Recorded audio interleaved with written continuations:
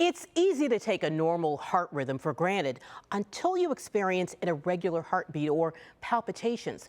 And that's where the experts at Mercy Health come in. Dr. Atari gives us a better understanding of atrial fibrillation and the treatments available. Hi, I'm Mehran Atari. I am an electrophysiologist at Mercy Heart Institute, primarily working from Mercy Fairfield Hospital. I have been doing electrophysiology for about 15 years, and I was the first electrophysiologist who did atrial fibrillation ablation in Cincinnati. I have also done the first ablation of supraventricular tachycardia from epicardial space, which is a very complicated procedure. I also have done the only ablation of atrial fibrillation in pediatric patients in Cincinnati. I have also established the only electrophysiology fellowship program in Cincinnati. Atrial fibrillation is a very common disease. Unfortunately, as we all get older, we develop more risk of atrial fibrillation. It is estimated that 12 to 15 million people will develop atrial fibrillation by year 2030 in the United States, and more than 500,000 people visit the emergency rooms or the hospitals every year because of atrial fibrillation related issues. And as we all get older, we have more risk of atrial fibrillation. So to start with, one of the risk factors for atrial fibrillation is aging. And because our society is getting older, obviously we will have more atrial fibrillation. But there are other factors such as obesity, alcohol intake, having other heart disease conditions such as valvular heart disease, or congestive heart failure, or coronary artery disease. Sleep apnea, which is a very common condition, can also contribute to atrial fibrillation. And there are other factors that are sometimes associated with atrial fibrillation, such as hyperthyroidism or overactive thyroid condition. Normally, when we don't have atrial fibrillation, we are in our normal state of health, our heart is beating regularly. And it's regulated by what we call sinus node, which is a small piece of tissue in the right upper chamber of our heart that is basically the pacemaker of our heart. But when you have atrial fibrillation, there are very fast firings inside the upper chamber of the heart, most commonly in the left upper chamber or left atrium, and located in what we call pulmonary veins.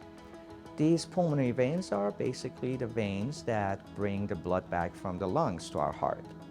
And when you have those rapid firing inside the pulmonary veins, it results in hundreds or thousands of short circuiting in the upper chambers, which will make them go very fast and also will make the heart go very fast and irregular. Another issue that happens in addition to making the heart go fast is that the upper chambers of the heart don't pump the blood as well as they should, and therefore some of the blood can stay in the heart in a part of the left upper chamber that we call appendage and clot. And then that clot later can go and cause a stroke.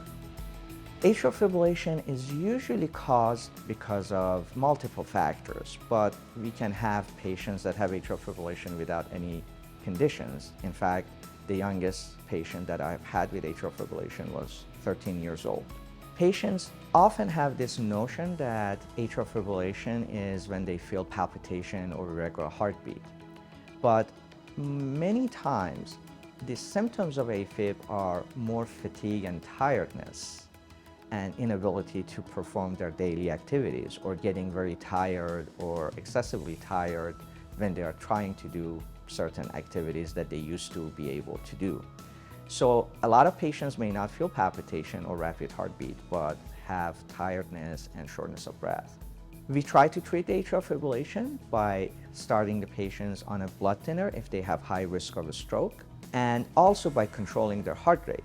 But the mainstay of treatment of atrial fibrillation these days has become maintaining regular heartbeat. So we try to get the patients back to normal rhythm. We can do this with something called cardioversion, which is basically shocking the heart back to normal rhythm under anesthesia, which is a very simple and easy and quick procedure to do. This will allow the patient to go back to normal rhythm, but we have to make sure that they remain in normal rhythm, and therefore we can use medications or other means to keep the patients from going back into atrial fibrillation. If patients have congestive heart failure and atrial fibrillation at the same time, they can have higher risk of complications, including death. Therefore, when patients have congestive heart failure or at risk of it, we try to treat the atrial fibrillation very aggressively. And often we use ablation, which is a procedure to treat and potentially in some cases cure atrial fibrillation. Ablation is when we use catheters to go through the vein into the heart and identify those areas of firing and pulmonary veins. And we cauterize or burn around those veins to isolate them from the rest of the heart and therefore prevent the patient to go into atrial fibrillation in the first place. In patients who have atrial fibrillation at early stages and otherwise maintain a healthy lifestyle, the success of ablation could be very good and perhaps even near 90%.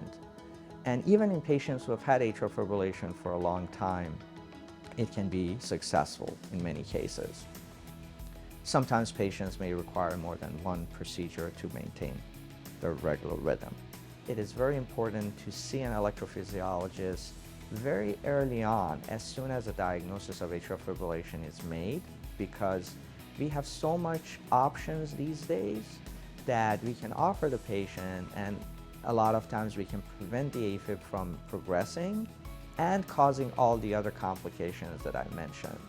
So I cannot think of any patient that should not see an electrophysiologist at least once when they are diagnosed with atrial fibrillation, and after that the electrophysiologist will decide if they need a follow-up regularly with the EP service, or they can follow up with their cardiologist or primary care if there are no other treatments necessary.